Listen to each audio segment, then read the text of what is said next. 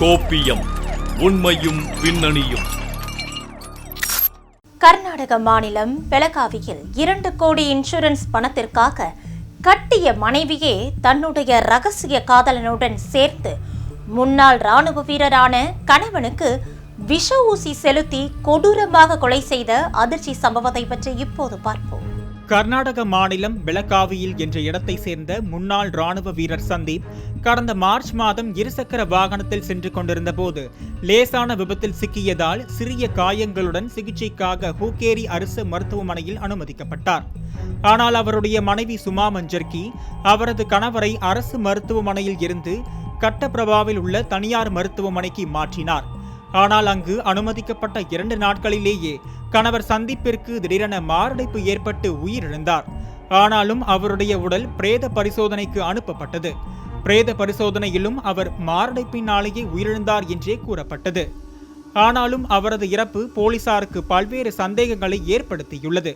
விபத்தில் சிறிய காயங்களை ஏற்பட்டிருந்தும் அதற்கு முன்பும் கூட சந்தீப்பிற்கு எந்தவித மருத்துவ பிரச்சனைகளும் இல்லை என்பதாலேயே அவரது மரணத்தில் தொடர்ந்து போலீசாருக்கு சந்தேகம் இருந்து வந்தது. இந்த நிலையில்தான் இறந்து போன சந்தீப் மனைவி சுமாவின் நண்பர் பண்டலிக் டோம்பர் சமூக வலைதளங்களில் பதிவிட்ட ஒரு பதிவு இந்த வழக்கில் போக்கையை மாற்றியது. அதில் விபத்தில் சிக்கிய ஒருவர் திடீரென எப்படி இறந்தார் என்று கேள்வி எழுப்பி சமூக ஊடகத்தில் பதிவிட்டு இருந்தார்.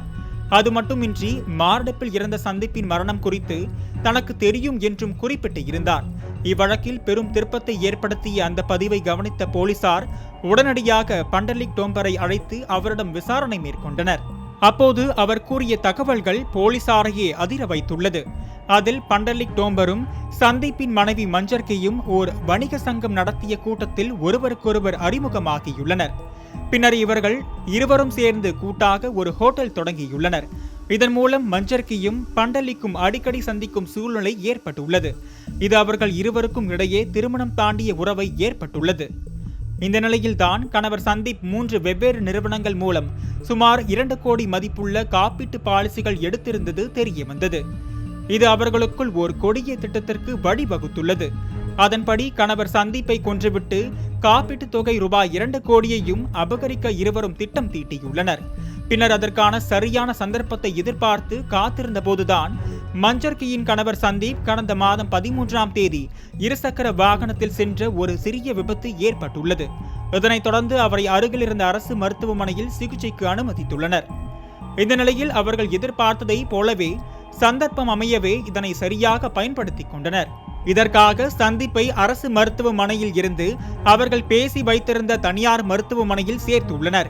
பின்னர் மருத்துவமனை ஊழியர்களை கொலை திட்டத்தின் ஒரு பகுதியாக சேர்த்து கொண்ட இவர்கள் சிகிச்சையின் போது சலைன் பாட்டிலின் விஷம் கலந்ததோடு அளவுக்கு அதிகமான தூக்க மாத்திரையும் கொடுத்துள்ளனர்.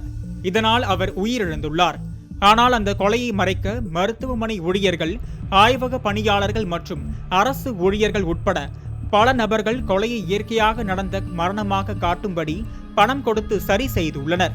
இதற்காக தடயவியல் ஆய்வு அறிக்கையை மாற்ற ரூபாய் 3 லட்சம் கொடுத்துள்ளனர். இதனைத் தொடர்ந்து இக்கொலை தொடர்பாக சுமா மஞ்சர்க், பண்டலிக் டோம்பர், டாக்டர் பசவராஜ் பாஸ்மே, தடயவியல் அதிகாரி அசோக் குஜனால், எழுத்தர் அப்பா சாஹேப் நாயக், ஆய்வக உதவியாளர் சன்னையா ஆதி விஸ்வாமிமத், மூத்த அறிவியல் அதிகாரி PN நாகராஜ் மற்றும் டோம்பரின் கூட்டாளிகள் சச்சின் செலர் மற்றும் ராகுல் ஜோகி ஆகியோரை போலீசார் கைது செய்தனர். இதற்கு முன்பு இதேபோல தெலங்கானாவின் காமிரெட்டி மாவட்டத்தில் அதே போன்ற ஒரு கொலை வழக்கு சாலை விபத்தாக அரங்கேற்றப்பட்டது. அதில் ராஜையா என்பவரை அவர் மனைவி கஞ்சல்லா ரேணுகா மற்றும் அவரது காதலன் கஞ்சல்லா கங்காசேகர் ஆகியோர் சேர்ந்து இன்சூரன்ஸ் பணத்திற்காக இருசக்கர வாகனத்தில் சென்றபோது விபத்தை ஏற்படுத்தி கொலை செய்திருந்தனர். காப்பீட்டு பணம் அல்லது பொருளாதார ஆதாயத்திற்காக ஒரு உயிரை பறிப்பது மனித நேயத்திற்கும் சட்டத்திற்கும் எதிரான மிக கொடூரமான குற்றமாகும். பணத்தை இழந்தால் மீண்டும் சம்பாதித்து விடலாம். ஆனால் ஒரு உயிரை இழந்து விட்டோமானால் மீட்கவே முடியாது என்பதை அவர்கள் உணர்வதில்லை. அதே சமயத்தில் இவரை போன்ற காப்பீடு எடுக்கும் நபர்கள் மிகவும் எச்சரிக்கையாக இல்லை என்றால் முடிவினில் இது போன்ற விபரீதங்களை சந்திக்க நேரிடும் என்பதையே இந்த சம்பவம் மிகவும் தெளிவாக உணர்த்தியுள்ளது.